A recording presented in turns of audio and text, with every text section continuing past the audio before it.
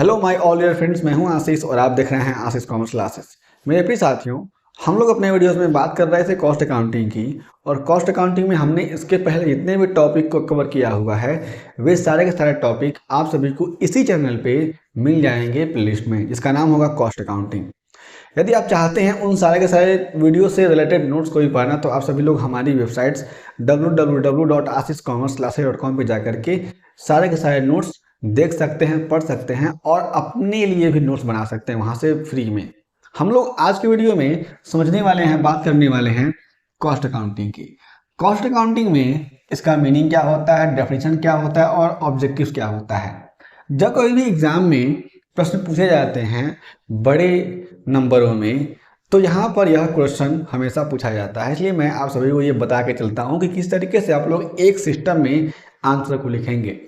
हम लोग जब कॉस्ट अकाउंटिंग की बात करेंगे, सबसे पहले समझेंगे मीनिंग को, फिर समझेंगे डेफिनेशन को, फिर समझेंगे ऑब्जेक्टिव्स को कि कौन कौन से ऑब्जेक्टिव हो सकते हैं किसी भी कंपनी के।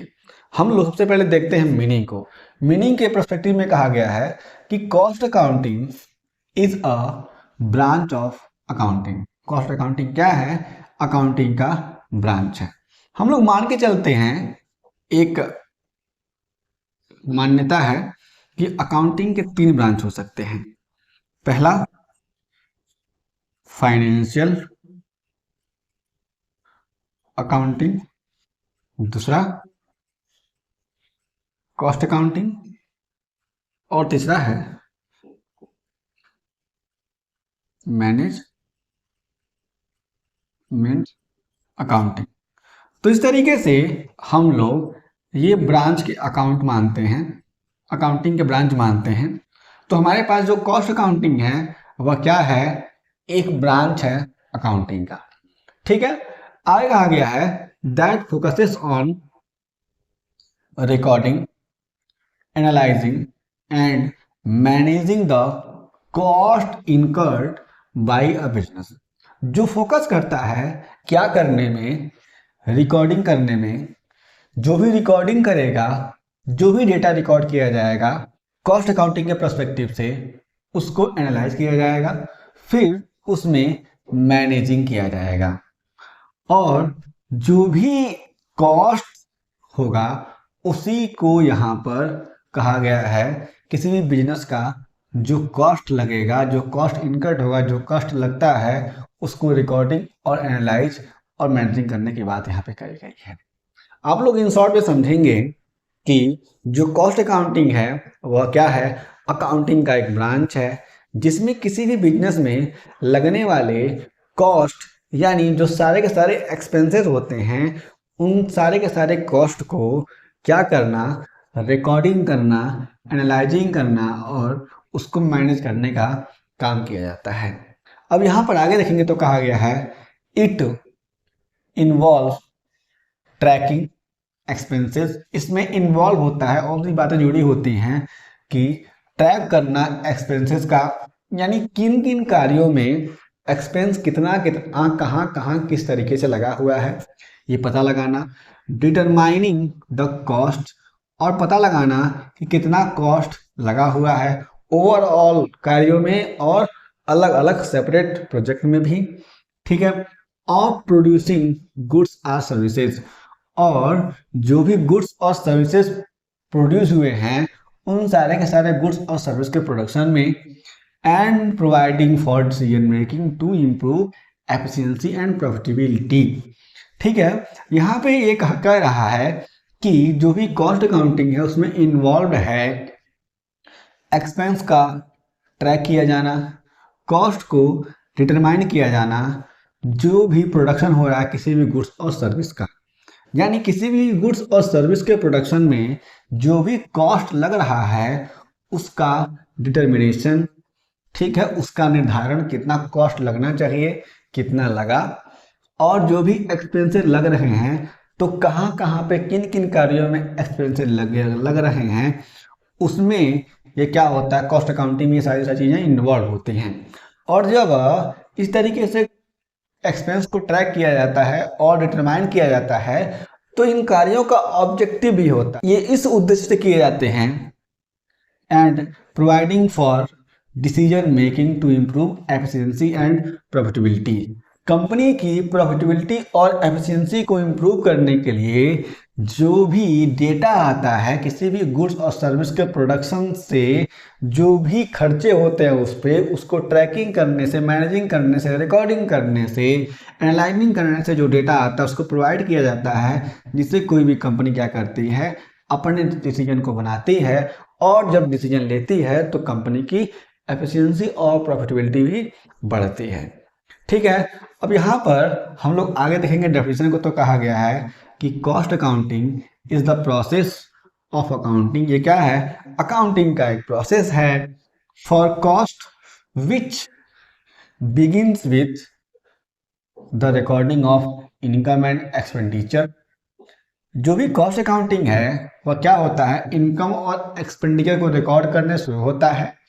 Are the basis on which they are calculated. जिन प्रोडक्ट के बेस पे, जिन गुड्स और सर्विस के बेस पे जो भी एक्सपेंडिचर और इनकम कैलकुलेट होते हैं उनकी बात की गई है। And ends with preparation of periodical statements and reports for ascertaining and controlling cost. किसी भी कंपनी में जो भी कॉस्ट लग रहे हैं उसको असर्टेन करने और कंट्रोल करने के पर्सपेक्टिव से क्या किए जाते हैं? अंत ये होता है कॉस्ट अकाउंटिंग का, उसमें पीरियोडिकल स्टेटमेंट बनाए जाते हैं और रिपोर्ट्स दिए जाते हैं। ठीक है, तो यह बात कहा गया है डेफिनेशन में। ठीक है, तो यहाँ पे हम लोग समझेंगे एक बार इन शॉर्ट में। तो कहा गया cost accounting is the process of accounting for cost. जो कॉस्ट अकाउंटिंग है वो अकाउंटिंग का एक प्रोसेस है, किसके लिए? कॉस्ट के लिए। विच begins with the recording of income and expenditure or the basis on which they are calculated। जो भी कॉस्ट लग रहा है उससे रिकॉर्डिंग की जाती है, उसके इनकम और एक्सपेंडिचर को, और क्या किया जाता है? अंत में एक जो भी रिपोर्ट हो सकता है, कॉस्ट रिपोर्ट, उसको प्रोवाइड किया जाता है, और जो भी पीरियोडिकल स्टेटमेंट होते हैं कॉस्ट से रिलेटेड उनको प्रोवाइड किया जाता है। ये बातें यहाँ पे कही गई हैं, और इसका यहाँ पर उद्देश्य ये होता है कि कॉस्ट को असर्टेन करना और कॉस्ट को कंट्रोल करना। तो यहाँ पर हम लोग समझ सकते हैं इस तरीके से कॉस्ट अकाउंटिंग का डेफिनेशन। अब यहाँ बात करेंगे हम लोग कॉस्ट अकाउंटिंग के ऑब्जेक्टिव्स की। तो यहाँ पे कुछ बातें हमें दी गई हैं। जब कोई भी कंपनी अपने वहाँ पर कॉस्ट अकाउंटिंग इम्प्लाई करती है, कॉस्ट अकाउंटिंग करती है, तो वो कुछ उद्देश्यों को लेकर के कॉस्ट अकाउंटिंग करती है, कुछ ऑब्जेक्टिव्स को लेकर के कॉस्ट अकाउंटिंग करती है। वे सारे के सारे ऑब्जेक्टिव्स क्या हो सकते हैं आप समझिएगा। पहला होता है डिटर्मिनेशन ऑफ कॉस्ट। कॉस्ट को डिटरमाइन करना होता है कि किन किन जगहों पर किस किस तरीके से कॉस्ट लगनी चाहिए, कितने कितने कॉस्ट लगे हैं, इसके लिए हमारे वहाँ पे कॉस्ट अकाउंटिंग की जाती है इस ऑब्जेक्टिव को लेकर के। Determination of selling price. Company चाहती है कि उसकी सेलिंग प्राइस डिटरमाइन की जाए, क्योंकि जब कभी भी कंपनी का प्रोडक्शन हो जाएगा तो जिन गुड्स का और सर्विस का प्रोडक्शन हुआ है उन सारे के सारे गुड्स और सर्विस को लेकर के वो मार्केट में जाएगी, तो उसको किसी न किसी उस वैल्यू पर बेचना होगा जो मार्केट में वह प्रीफर कर सके लोगों को। तो इसलिए जो प्रोडक्ट होगा उसका कुछ ना कुछ सेलिंग प्राइस होना चाहिए। इसलिए जब कंपनी क्या करती है, कॉस्ट अकाउंटिंग कराती है, तो यह मान के चलती है कि हम लोग कॉस्ट अकाउंटिंग कराएंगे तो हमें अपने प्रोडक्ट का पर यूनिट कॉस्ट मालूम चल जाएगा, और उसी के हिसाब से हम लोग क्या करेंगे, अपने सेलिंग प्राइस को डिसाइड कर लेंगे। ठीक है ना? तो यहाँ पर हमें समझना है। आगे है कॉस्ट कंट्रोल। कंपनी क्या करती है, अपने कॉस्ट को कंट्रोल करने के लिए जो भी मेजरमेंट लगाती है उस ऑब्जेक्टिव से भी कॉस्ट अकाउंटिंग करती है। ऐसे मान लीजिए कोई भी कंपनी है, ठीक है ना, उस कंपनी से जो भी प्रोडक्शन होता है उसमें बहुत सारी उसकी इलेक्ट्रिसिटी लग जाती है। ठीक है, मान लीजिए उसकी जो भी इलेक्ट्रिसिटी लग रही है 1000 करोड़ की इलेक्ट्रिसिटी उसकी एक ईयर में लग जा रही है। ठीक है ना? अब यहाँ पर वह कंपनी विचार कर रही है कि अगर हम लोग अपने वहाँ पे 1000 करोड़ का सोलर पैनल लगा देते हैं तो क्या होगा, हमारा कॉस्ट कम हो जाएगा, और हमें क्या करना होगा, हमें बार बार 1000 पर ईयर एक्सपेंस नहीं लगाना पड़ेगा अपना। इसलिए हम लोग कह सकते हैं कंपनी जब क्या करती है, अपने कॉस्ट को कंट्रोल करती है, तो इस ऑब्जेक्टिव से भी क्या किया जाता है, अपने वहाँ पे वह कॉस्ट अकाउंटिंग लगाती है, कॉस्ट अकाउंटिंग करती है। कॉस्ट रिडक्शन, कंपनी क्या करती है, अपने कॉस्ट को रिड्यूस करने के लिए भी कॉस्ट अकाउंटिंग का प्रयोग करती है। ठीक है। इन्वेंट्री वैल्यूएशन, उसके गोडाउन में कितनी इन्वेंट्री है, किस तरीके से उसका काम चल रहा है, किस तरीके से उसके स्टैंडर्ड सेट हो रहे हैं, इन सारी की सारी बातों को ध्यान में रख करके कंपनी इन्वेंट्री वैल्यूएशन को लेकर के भी अपनी कॉस्ट अकाउंटिंग करती है। ठीक है ना। आगे बात की जाती है प्लानिंग एंड पॉलिसी फॉर्मेशन की। कंपनी जब क्या करती है, अपनी वहाँ पे कॉस्टिंग लगाती है, तो कॉस्टिंग कॉस्ट अकाउंटिंग से क्या होता है, उस पर जो भी रिजल्ट मिलते हैं, उन रिजल्ट के बेस पर जो भी मैनेजर्स होते हैं वे क्या करते हैं, डिसीजन लेते हैं किस तरीके से कंपनी आगे बढ़ेगी और किस तरीके से कंपनी में और भी कार्य किए जाएंगे। इसलिए पॉलिसी मेकिंग के लिए जो भी कॉस्ट अकाउंटिंग से रिपोर्ट्स निकलते हैं, जो भी कॉस्ट अकाउंटिंग से डेटा निकलता है, वो बहुत ही इंपॉर्टेंट हो जाता है। इसलिए इस ऑब्जेक्टिव से भी कॉस्ट अकाउंटिंग कराई जाती है। ठीक है।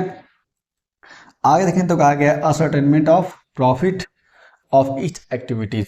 कंपनी क्या करती है, तमाम तरह के कार्यों करती है, उन सारे के सारे कार्यों को देखती है, समझती है, तो वह समझती है कि किस तरीके से किन किन कार्यों पर कितना कितना प्रॉफिट आया हुआ है, उसको असर्टेन करने के ऑब्जेक्टिव से भी कॉस्ट अकाउंटिंग कराया जाता है। मेरे अपने साथ इस वीडियो में हमने समझा कि कॉस्ट अकाउंटिंग क्या होता है, उसके मीनिंग को, डेफिनेशन को और ऑब्जेक्टिव्स को। यदि आपके पास कोई और प्रश्न होते हैं तो निश्चय ही आप लोग अपने सारे के सारे प्रश्नों को बता सकते हैं। आपको सभी प्रश्नों का आंसर हम लोग ऑन टाइम जरूर देंगे। हम लोग फिर से मिलेंगे एक नए वीडियो के साथ, तब तक के लिए जय हिंद।